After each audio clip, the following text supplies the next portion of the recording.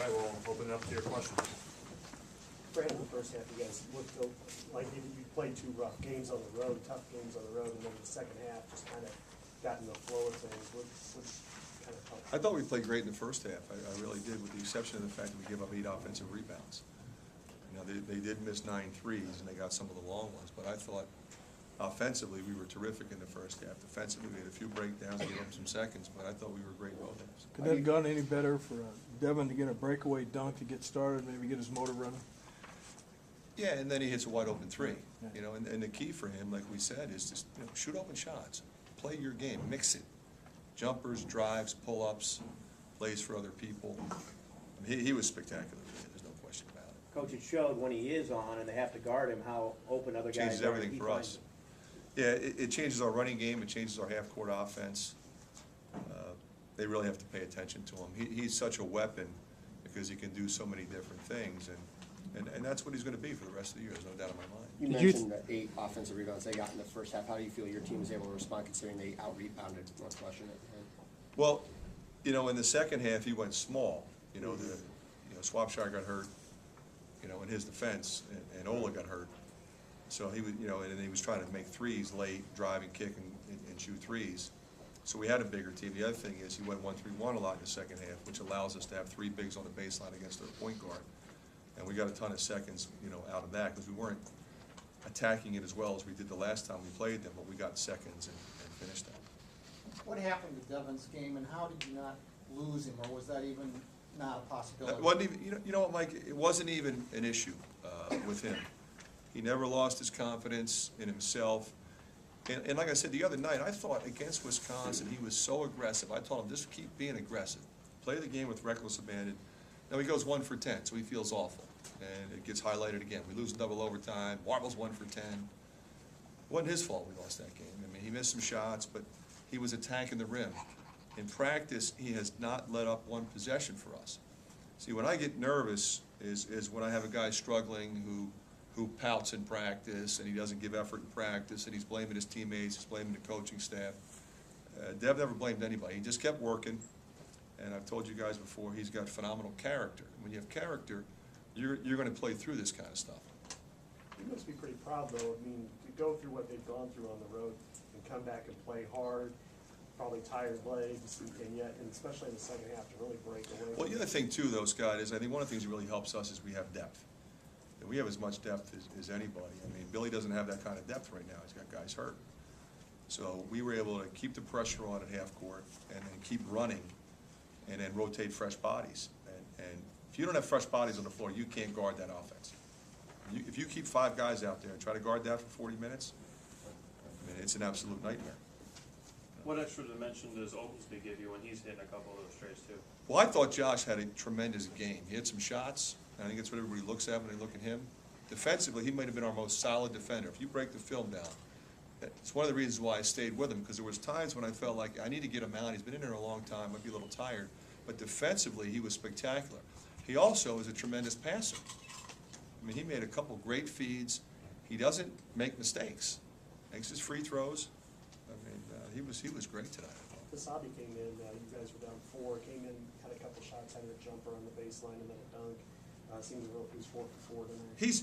He's really played with a great deal of energy recently. He felt terrible because he got beat on the 1 back cut, and it was the only time really in the game.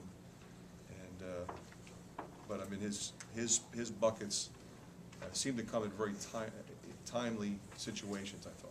Their trap out front seemed to give you some trouble there in the second half. What did you guys We got a figure little out? tentative against it. We quick shot it a couple times. I got a couple deflections, but when it was all said and done, we attacked it This pretty is the good. 3rd or 4th game in a row where your leading scorer, it was Aaron this game for the season, has struggled, but yet you've either been right in it or won the game. Is that a tribute to your depth as much as anything? Yeah, I mean, I think it's been that way all year for us, like you said. I mean, you know, obviously, it'd be nice if our 2 leading scorers, you know, were getting 15 or 20 every night, but we haven't had that kind of team this year, you know, and there's been different lineups on the floor. I mean, I thought Ola Shaney was terrific tonight. Eric May was great when he was in there. Oglesby was terrific. Kasabi, Woodbury. I mean, and every time I put somebody in, they were fresh. fresh legs, fresh wind. We're good. Were you curious at all how your team would respond coming off the 2 losses you had, even though they were at home? I knew we'd play hard. I knew we'd play well. I mean, I wasn't worried about letdowns, all that crap. I wasn't worried about that. This team hasn't really had a letdown at all this No. year, despite tough losses. I mean, Yeah, they just keep coming. I think, if you look at the individual makeup of each player, Mike's he's not wired that way. Marble's not wired that way. Either's Clemens, either's Woodbury. I mean, those guys, they just keep coming. Woodbury, Zach hits a huge 3 when we really needed a bucket. And I thought it was great. So, this is something I don't worry about with this group. you've had to play 4 games in 10 days. I mean, it's tough going for somebody, especially because they just got back into school. You feel like now, even though you've got a few days off before your next game. They got a day off tomorrow with no practice, nothing. I don't know that we've ever had a time where I felt like, boy, they really need a day off.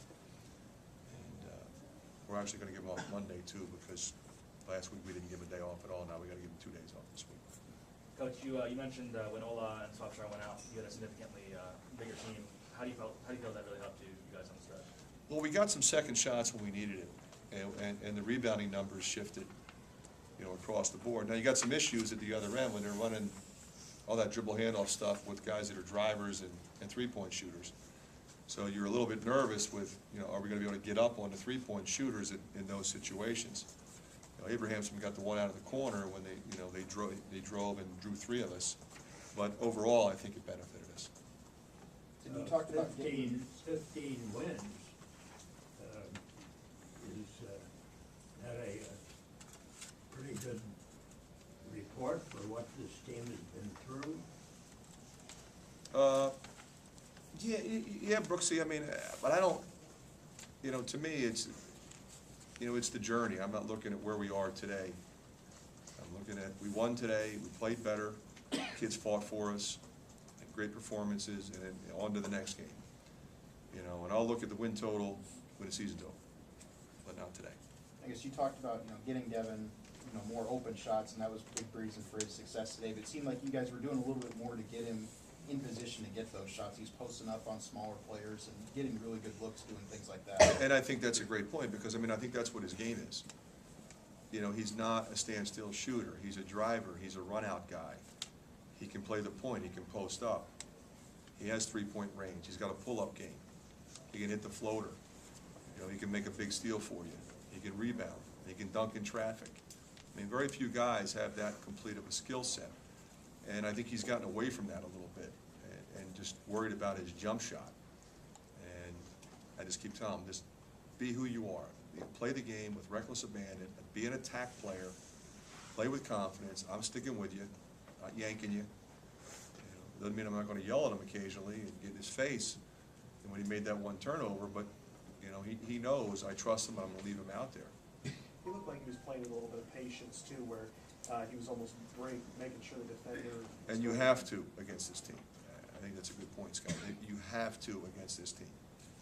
You want to be aggressive, but you can't play nuts against this team, because you'll be charging and they'll be going the other way with it. They have had 1 basket on a back cut now in 2 games. Is that a testimony to where your defense has come? And I think that's one of the things when you look and say, we were in a position to win a couple of games. Our defense, we felt like if our defense was substantially better, we would be, maybe a little further along than we are. But that said, I think when you look at how our team has played, and you look at the quality of teams that we played and where we played them, and how many games, 4 and 7 or 5 and 6, whatever it was, I think it shows you how far we've come and the kind of team we have. That we're able to survive. If we had a terrible offensive shooting performance, which we've had a few, in years past, we would have lost 25-30. And here we are in overtime and battling and making enough shots to be in a position to win. Miss a couple free throws, unfortunate. But our team has shown a tremendous amount of resiliency and a tremendous amount of maturity.